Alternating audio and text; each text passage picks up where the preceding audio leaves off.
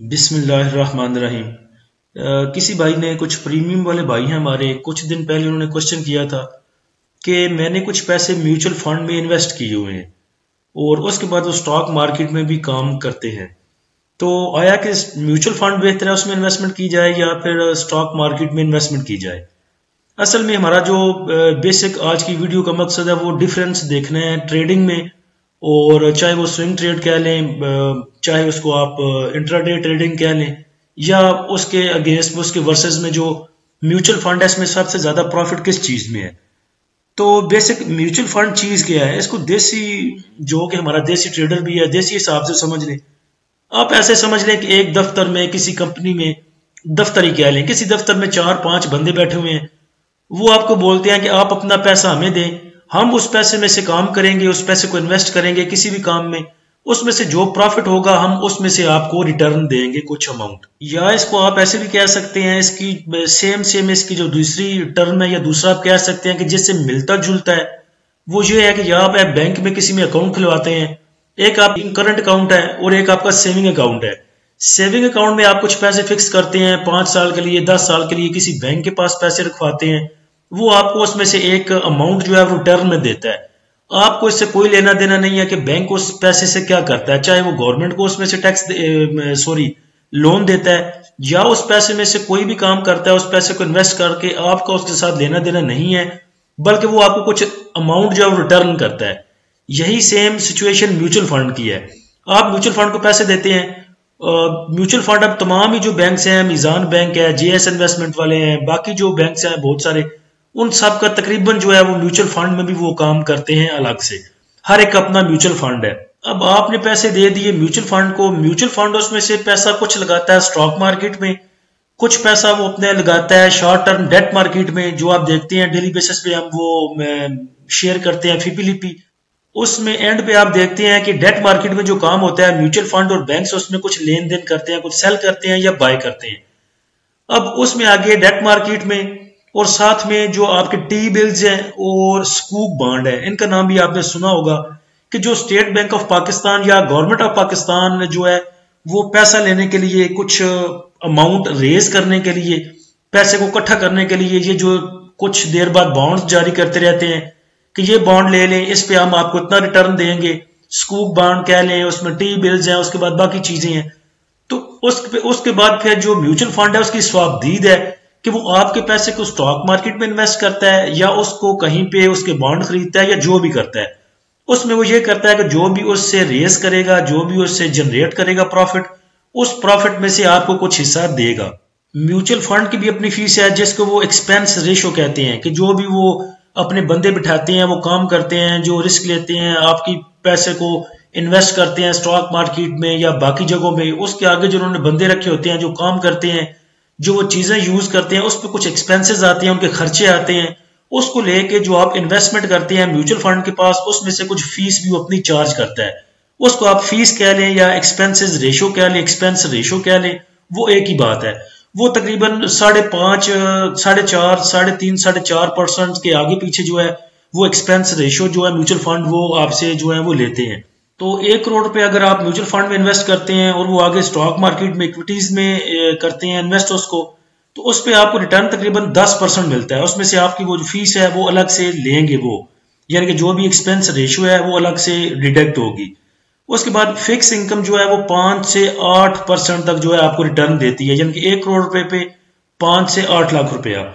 उसके बाद जो बैंक है वो बैंक सेविंग्स पे आपको मिलते हैं 8 से 10.5% तक, यानी कि अगर 1 करोड़ रुपए आप इन्वेस्ट करते हैं तो 8 लाख से 10 लाख, 10.5 लाख रुपया। ये 1 साल की बात हो रही है कि 1 साल में आपको कितना राउंड अबाउट उस पर रिटर्न मिलता है। उसके बाद जो नेशनल सेविंग अकाउंट्स हैं वो उस पर तकरीबन आपको 11.80%, 11%, यानी कि 1 करोड़ के साथ 11 लाख रुपया वो है सेविंग हो सकती है उसमें। उसके बाद एटलस मनी मार्केट में, जो एटलस मनी मार्केट फंड है, उसमें आप इन्वेस्ट करते हैं सालाना, तो आपको तकरीबन 14 से 16%, 1 करोड़ के साथ 14 लाख या 16 लाख आपको जो रिटर्न मिलते हैं। लेकिन उसमें से भी वो आपकी फीस जो है या प्रॉफिट में से जो उन्होंने अपनी रेशो लेनी है वो निकालेंगे उसमें से। उसके बाद HBL कैश फंड है, वो आपको तकरीबन 15, 15.25% देता है सालाना। उसमें से भी जो आपके एक्सपेंस रेशो होगी या फीस होगी वो अलग से डिडक्ट की जाएगी। उसके बाद फिक्स इनकम सिक्योरिटीज पे आपको मिलते हैं तकरीबन 17 से 20% सालाना। ये उस टाइम के है जब तकरीबन इंटरेस्ट रेट जो आपका था वो 22% पे था, लेकिन उसमें से भी जो आपकी होंगी वो एक्सपेंस रेशो जो बाकी चीजें हैं वो काटी जाएंगी। तो अगर कुल मिला के देखें तो हमने बात की 5 लाख से 8 लाख यानी कि 5 से 8%, फिर 14%, 16%, 15%, 17%। इसमें आप जो है वो फीसेज और टैक्सेस निकाली तो तकरीबन साफ ही आपको जो नेट बचता है वो तकरीबन 15% आप कह सकते हैं कि आपको इसमें से गेन मिल सकता है। उसके बाद अगर हम स्टॉक मार्केट की तरफ आए, इसमें दो चीजें समझ लें जो मेरे ख्याल से ठीक है कि म्यूचुअल फंड में इन्वेस्ट करना और खुद ट्रेडिंग करना, इसमें से ज्यादा बेहतर आपका ट्रेडिंग करना ही है जिसमें से आपको ज्यादा पैसे बच सकते हैं। लेकिन पीछे रीजन जो है, ज्यादा बड़ी रीजन म्यूचुअल फंड में इन्वेस्ट करने की लोगों की और स्टॉक मार्केट में, वो है टाइमिंग। या आप कह सकते हैं फ्री टाइम। जिन लोगों जो जॉब पर्सन है, जो जॉब करते हैं, जिनके पास टाइम नहीं है, वो स्टॉक मार्केट को देख नहीं सकते, वो प्रेफर करते हैं कि हम म्यूचुअल फंड में इन्वेस्ट करेंगे और हमें एक जो सर्टेन अमाउंट है, एक चीज, एक लगी नपी तुली चीज मिलती रहेगी, हमें टाइम देना नहीं पड़ेगा, क्योंकि म्यूचुअल फंड ने ऑलरेडी वो अच्छे बंदे बिठाए हुए हैं जिनको इन चीज का पता है कि कौन से स्टॉक में इन्वेस्ट करना है, कहां पे अच्छा रिटर्न मिल सकता है, वो आगे मैनेज करते हैं उस चीजों को। तो जिनके पास टाइम नहीं है वो म्यूचुअल फंड में अगर इन्वेस्ट करते हैं तो मेरे ख्याल से वो ठीक है। लेकिन जो बंदे सामने बैठ के, स्टॉक मार्केट के सामने बैठ के डे में ट्रेडिंग कर सकते हैं, स्विंग ट्रेड कर सकते हैं, या डिविडेंड के लिए आप लेके रख सकते हैं, अपने जो भी स्टॉक आपको डेक में मिलते हैं वो लेके रख लेते हैं, उस पर डिविडेंड खाते हैं। तो इन सब चीजों को अगर कुल मिला के देखा जाए तो अच्छा जो है वो स्टॉक मार्केट ही है। तो अगर आप डिविडेंड को देखें तो टॉप 40 स्टॉक आपके सामने है जो डिविडेंड यील्ड जिनकी सबसे ज्यादा है। तो इसमें डिविडेंड यील्ड देखें 102% भी है, 75%, 60%, 51%, 42%, 33%, उसके बाद 31, 30, 26, 25। तो 10 से लेकर 30% तक जो आप जो है डिविडेंड से रिटर्न की उम्मीद रख सकते हैं कि 1 करोड़ के साथ आपको 10 लाख से 30 लाख रुपया सालाना मिल सकता है। उसके बाद ट्रेडिंग की तरफ आ जाएंगे। अगर आपने इंट्राडे करनी है या स्विंग ट्रेड करनी है तो उसमें क्या आपका जो है वो स्ट्रेटजीज हो सकती हैं या उसमें कितना प्रॉफिट आप कमा सकते हैं। तो अगर तो आप स्टॉक मार्केट को सारा दिन देते हैं, टाइम देते हैं और उस पर भी आप बड़ा रिजर्व होकर चलते हैं, बड़ा फूंक फूंक के कदम रखते हैं, हर चीजों को बड़े गौर से देख के और बहुत ही जो है वो रिस्क मैनेज करके चलते हैं और 2-2, 3-3% भी प्रॉफिट आप रख के लेके निकलते हैं, तो मेरे ख्याल से 3 से 4% जो है आप उस एक ट्रेड पे कमा सकते हैं। और अगर 2 से 3% आप एक ट्रेड पे रखें तो इंशाल्लाह आप कभी भी फंसेंगे नहीं। 100 रुपए का स्टॉक लेते हैं आप, उसे 103 पे, 104 पे बेच देते हैं, 3% आप प्रॉफिट भी आपके पास आ गया, आपकी कैश भी वापस आपके पास आ गई। तो मंथली 3%, 4% भी अगर आप निकालते हैं और उसको एनुअली देखते हैं, सालाना देखते हैं, तो मेरे ख्याल से 36 से 48% आप उसमें से निकाल सकते हैं। यानी कि 1 करोड़ के साथ आपको 30 लाख से 40 लाख, 50 लाख तक का फायदा हो सकता है। उसके बाद हम जो आपको स्विंग ट्रेड करा रहे हैं, यानी कि जो हम कॉल देते हैं 3-4 लेवल पे आपको कहते हैं बाय करो 2-3-4 दिन में, उसके बाद आगे 3-4 लेवल देते हैं, जैसे कि हम प्रीमियम ग्रुप पे काम करवा रहे हैं। तो उस पे भी हमने ये ऑब्जर्व किया है कि तकरीबन 4% तक हम जो है वो गेन उसमें ले रहे हैं, जो हमारा रिटर्न है उसमें वो 4% तक है। तो अगर आप उसको मंथली 4% देखें तो एनुअली ये भी तकरीबन 48% बढ़ता है, 48 से 50%। हमारे प्रीमियम ग्रुप की बात करें तो जितनी भी लास्ट 1 मंथ में हमने ट्रेड करवाई है उसमें तकरीबन 4 से 8% का प्रॉफिट हमें मिलता रहा है। अगर हम दूसरे तीसरे लेवल की बाइंग की बात ना भी करें, सिर्फ फर्स्ट लेवल पे बाय करें और फर्स्ट लेवल पे सेल करने की बात करें, तब भी तकरीबन 4 से 8%, फातमा में 4.5% ऑलमोस्ट, उसके बाद पीएसओ में तकरीबन 7-7.5% और उसके बाद पीएबीसी में तकरीबन 8% का जो प्रॉफिट है वो हमने बुक किया। इसमें पीएबीसी जो है ये फर्स्ट लेवल 112 पे इसकी बाइंग थी और 121 पे इसकी सेलिंग हुई, इस वजह से ये 8% था। अगर पहले लेवल पे भी 112 पे बाय करके 116 की सेल पे बात करें तब भी तकरीबन 3-3.5% का प्रॉफिट इसमें बनता है।